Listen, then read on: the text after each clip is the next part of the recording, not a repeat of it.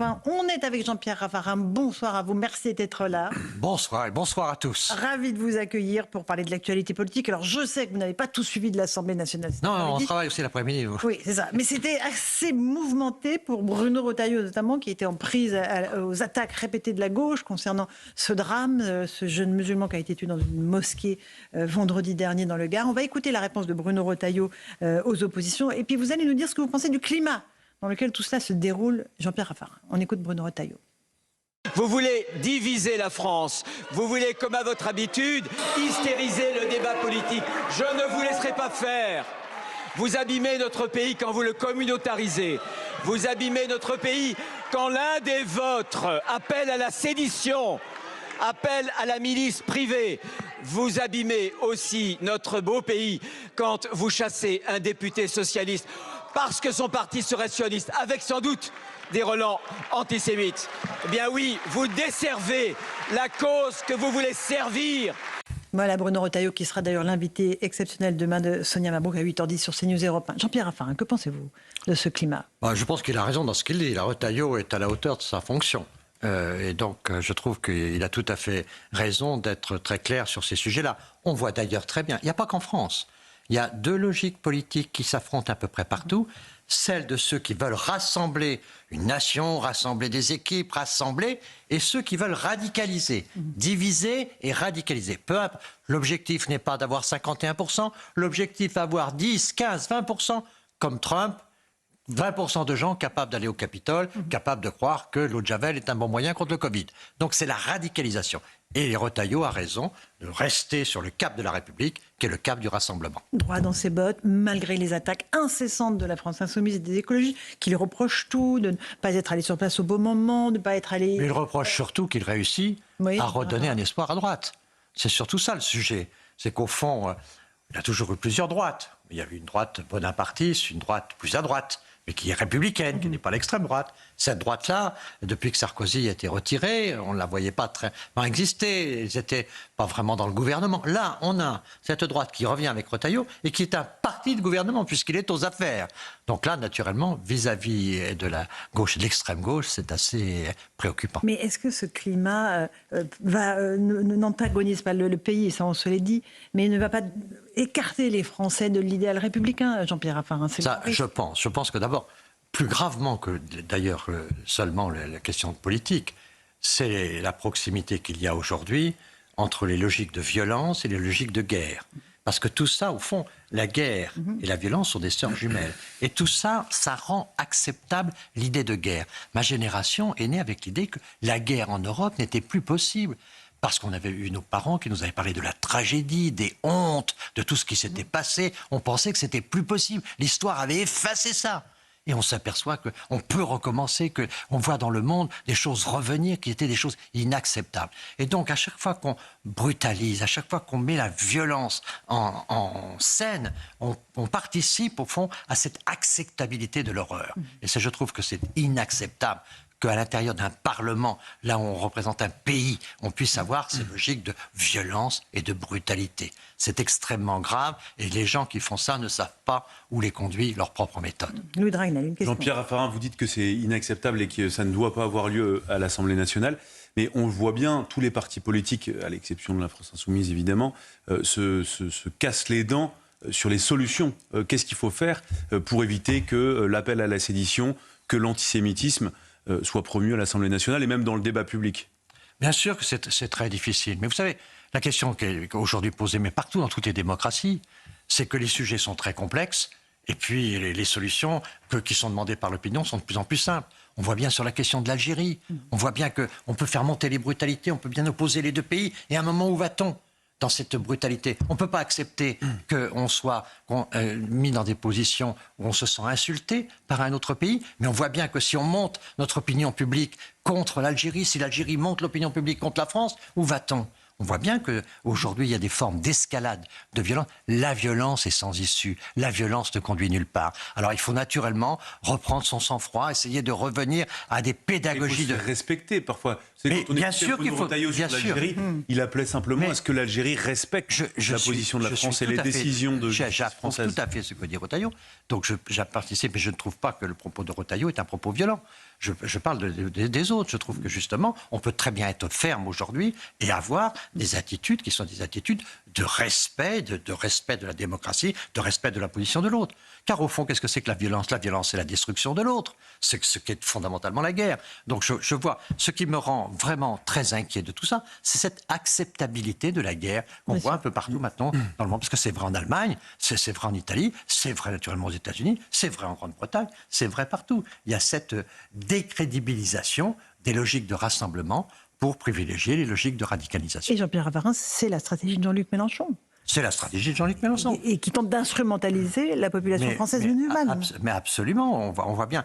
D'ailleurs, d'une manière générale, quand on fait de la politique étrangère ou de la politique universelle, au nom de la politique intérieure, il faut toujours se méfier. Parce que c'est pour ça qu'on a inventé la diplomatie. C'est parce qu'à partir du moment où on essaie de monter les opinions publiques par la provocation, ce que fait Mélenchon, c'est une logique d'accélération des tensions. C'est assez facile de faire monter l'opinion publique. C'est très difficile après de faire redéfendre les positions. C'est assez facile de mettre le feu, mais l'éteindre, c'est très difficile. Et ces gens-là sont complètement irresponsables. Qui crée la violence ne sait pas que la violence ne s'arrête pas facilement. Jean-Sébastien Ferjou. Et justement, si on peut raisonnablement penser qu'il y a un grand cynisme chez la France insoumise en essayant d'instrumentaliser les Français musulmans, on voit malgré tout qu'il y a une inquiétude qui est réelle chez les mêmes musulmans parce qu'ils ont l'impression qu'il y a un climat d'hostilité les concernant. Que leur dire finalement? Que dire pour rasséréner ces Français eux aussi, pour leur dire non, il n'y a pas d'islamophobie d'État? Je pense que tout cela, c'est simplement que l'État défende la République et que les musulmans qui, dans ce pays, adhèrent à la République se sentent en sécurité. Le seul problème, c'est de ne pas accepter les règles de la République. C'est le droit, aujourd'hui, qui est la garantie des uns et des autres. On a des règles de notre vivre ensemble. Le respect du droit, c'est le respect de la démocratie. Ce qui est très inquiétant aujourd'hui, c'est qu'au niveau international, le droit recule et la violence avance. Et que de moins en moins, il y a de droit international. Puisque, au fond, l'ONU qui crée le droit est aujourd'hui paralysée. L'OMC, sur le plan économique, qui crée le droit, est aussi paralysée. Il n'y a plus de droit international. Et on voit aujourd'hui, c'est la force qui s'impose. Ce qui nous pose, nous, des problèmes stratégiques. Parce qu'il faut savoir comment, dans l'Europe telle qu'elle est, on recrée une force. Et on voit bien que l'Europe n'a pas de leadership.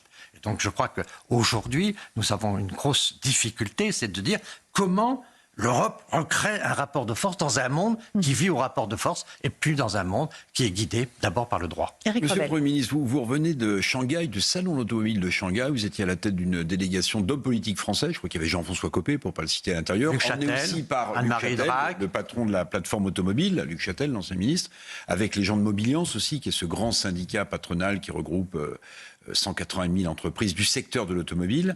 J'ai senti que les professionnels de l'automobile français revenaient avec le moral dans les chaussettes. C'est-à-dire qu'ils ont l'impression que là où on faisait une carrosserie avec un moteur, les Chinois prennent un logiciel technologique, mettent des roues et ça s'appelle une voiture.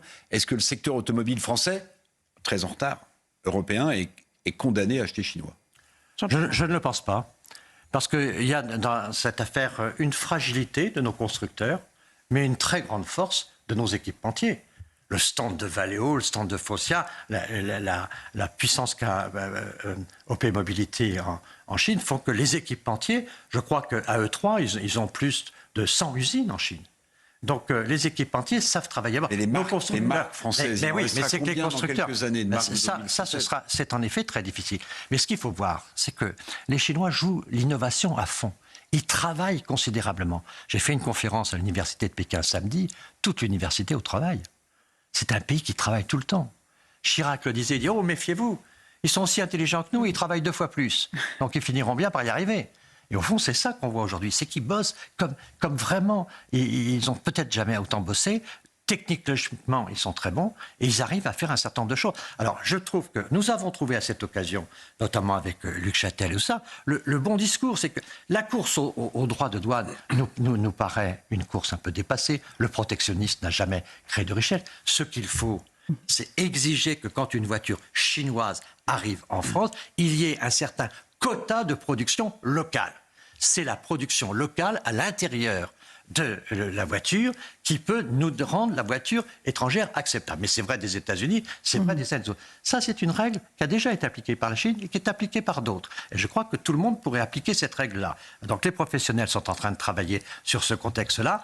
Je pense que si nos amis allemands, et je compte beaucoup sur la venue du chancelier qui fait sa première visite en France, Merz, qui vient le 7 mai, pour qu'il y ait un accord possible. Mais si on avait cet accord de dire qu'une voiture étrangère est acceptable en France que si elle est produite en partie, il faut négocier la partie, en partie avec de la production locale et des travailleurs locaux. Je crois que c'est ça la vraie solution. Ce qu'on veut, c'est des emplois, ce qu'on veut, c'est de l'innovation dans notre pays. Et pour ça, il faut que quand on a une voiture quelque part, il faut qu'elle puisse être en partie Vous avez française. raison, Jean-Pierre Raffarin, mais le taux de chômage n'a jamais continue d'augmenter dans notre pays. Nous sommes dans une situation budgétaire que vous connaissez, un État en faillite, avec plus de 3 300 milliards de dettes.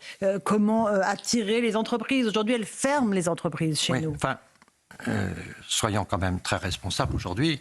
Nous sommes dans une situation internationale extrêmement grave. Oui. Il y a la guerre sur notre continent. De la France, oui, mais vous croyez que ça n'a pas d'impact? Vous croyez que les gens qui ont de l'argent aujourd'hui, ils cherchent vraiment à investir? Les gens cherchent la sécurité aujourd'hui. Parce que tout le monde a peur. Regardez l'Angleterre aujourd'hui, ils ont peur de la guerre contre Poutine. Nous sommes dans une situation en France où on a une certaine distance vis-à-vis de tout ça, mais il y a des très grosses préoccupations aujourd'hui. Donc l'inquiétude, elle est très très forte. On ne peut pas croire qu'aujourd'hui on est dans une situation comme on a été pendant très longtemps. Non, une seconde. Parce que là, je vois, c'est extrêmement grave. Je pense aujourd'hui... Allez-y, monsieur Raffarin, terminez. C'est pas une défense. Le Portugal était un excédent budgétaire, Meloni a rétabli les finances publiques en Italie, l'Espagne se porte 10 fois mieux que la France, dans le même contexte politique. Et l'Allemagne et l'Angleterre, les pays un peu plus importants, connaissent de très grosses difficultés parce qu'ils ont une action internationale beaucoup plus lourde et que c'est l'action internationale qui est aujourd'hui en fléchissement. Je crois que nous sommes dans une situation extrêmement grave. Et ayez quand même conscience, moi je veux bien qu'on puisse parler, comme on parlait il y a 5-6 ans, de la situation économique, avec les questions de relance, avec les questions de développement. Mais aujourd'hui, on est dans une situation de grande inquiétude. Et donc, regardez l'évolution des taux d'intérêt, regardez un peu les paramètres économiques aujourd'hui. Pour être ambitieux aujourd'hui sur le plan économique, il faut avoir beaucoup de courage. Vous parliez du secteur économique aujourd'hui, de l'automobile. Vous vous rendez compte, ils ont une très très grande inquiétude quand même dans l'automobile, avec ces droits de douane qui sont aujourd'hui annoncés partout. Et ceux qui avaient fait construire des usines, ils sont nombreux au Canada pour vendre des voitures aux États-Unis, ou au Mexique pour vendre aussi des voitures aux États-Unis. Ils ne peuvent plus faire cela. Et donc il y a des investissements qui sont mis en cause aujourd'hui. Oui, donc la situation économique, il faut bien la voir, elle est quand même préoccupante. Pour revenir sur ce que disait Éric Revel, oui, il y a le contexte international que personne ne nie. Mais il y a aussi des choix stratégiques qui ont été faits par plusieurs dirigeants français successifs et qui nous ont conduits à une situation dans laquelle on est plus endetté que les autres, où on a une bureaucratie extrêmement forte, où on a bien sûr, pour 1000 habitants. Enfin, on est un pays aussi qui a moins de leviers, moins de ressorts que les autres aujourd'hui pour rebondir parce qu'on a fait des choix qui nous lient aujourd'hui, dont on n'arrive pas à se délier. Soyez prudents sur les choix. Parce que si c'était si facile qu'il n'y ait que quelques choix de quelques personnes, mais vous croyez qu'on n'a pas un problème du travail en France? Mais bien sûr, et c'est un problème de société. Et ce n'est pas des hommes politiques, ça, ce sont des électeurs qui ont voté pour un certain nombre de règles comme ça. Le pays n'a pas voulu aller dans certaines directions. Moi, je me souviens, j'avais proposé la suppression d'une grande partie de l'AME. Je me souviens que les professeurs de médecine avaient milité contre. Je me souviens qu'il y a un certain nombre de choses qui sont très difficiles dans ce pays. Aujourd'hui, quand on a créé le jour férié travaillé... On mène des réformes que nous n'avons pas menées. Il y a peut-être, mais on a aussi notre culture, on a aussi un modèle social qui n'a rien à voir avec le modèle social allemand. Donc, rendez-vous compte des difficultés. Vous imaginez quand même un Macron, on peut dire ce qu'on veut, mais quand même, il s'est pris le Covid, il se prend la guerre en Ukraine, il se prend un certain nombre de difficultés qui sont majeures. Naturellement, il n'a pas fait que des choses bien. Naturellement, il a été trop seul. L'exercice solitaire du pouvoir. Bien sûr, il y a des choses qui sont négatives, mais je pense que personne n'a été dans des conditions aussi difficiles pour gouverner le pays en dehors des périodes de guerre, pendant très longtemps dans ce pays. Donc il y ait des erreurs. Non plus, Jean-Pierre. Il y ait des erreurs. La crise des subprimes en 2008. La crise des subprimes, la guerre en Géorgie, etc. Chacun a eu ses crises, monsieur Raffarin. Un dernier mot, d'accord, mais enfin, les crises que nous avons aujourd'hui sont des crises incroyables. Personne n'a vu le président des États-Unis être dans une situation de création d'un tel désordre mondial. On n'a jamais quand même connu ça. Donc, je crois, les relations, moi je me souviens des relations avec Poutine, on n'était pas du tout dans ce contexte dans lequel nous sommes. Oui. Donc nous avons des bouleversements. Le terrorisme en Afrique est quelque chose de très important. Tout ce qui se passe sur la drogue. Pays qui réussissent malgré tout. Mais je comprends bien ce que vous dites. Je comprends bien qu'on pourrait faire mieux. Je comprends bien que sur le fond, je ne vous donne pas tort. Ce que je dis simplement, c'est que je veux défendre un peu une thèse qu'on n'entend pas beaucoup. Cette thèse, c'est que notre monde est très dangereux et que deux, les circonstances sont exceptionnelles. Déjà la dernière, mais ça va trop vite. Mais ça va trop vite. Je vais demander à Serge Nedjar qui me donne 10 minutes de plus. Je viens plus tôt, je reste plus tard. Est-ce que vous êtes soulagé de savoir que Cyril Hanouna ne se présentera pas à l'Élysée en 2027 ? J'ai jamais cru vraiment à cette affaire. Vous saviez que c'était un canular. Non, je pensais pas que c'était un canular, mais je pensais que de toute façon, dans cette période-là, il y a toujours le rond des colucheries. Et puis après, il y a le runt de la sélection. Puis après, il y a le vrai runt qui est le deuxième tour. Donc, on a toujours connu des périodes comme ça où il y avait des fantaisistes. Quelquefois, c'était des gens qui voulaient vendre un produit, une machine à laver ou autre chose. D'autres, c'était des gens qui voulaient se faire connaître. Bon, et puis il y a toujours un moment, cette petite période un peu festive, et ça se réduit petit à petit. Et à la fin, il y en a deux, et c'est le meilleur qui gagne, et c'est très dur. Les Français sont lassés du système classique, non ? C'est assez facile d'annoncer une candidature. Non, mais là, c'est très dur d'être candidat. Vous savez, être candidat, on croit que la politique, c'est simple comme ça, mais aller au bout d'une campagne présidentielle, c'est combien de gens ont été cassés, combien de gens ont connu des difficultés majeures, parce que c'est quelque chose de très difficile. Vous êtes exposé partout, votre famille est exposée, les familles ont du mal à résister à ces tensions.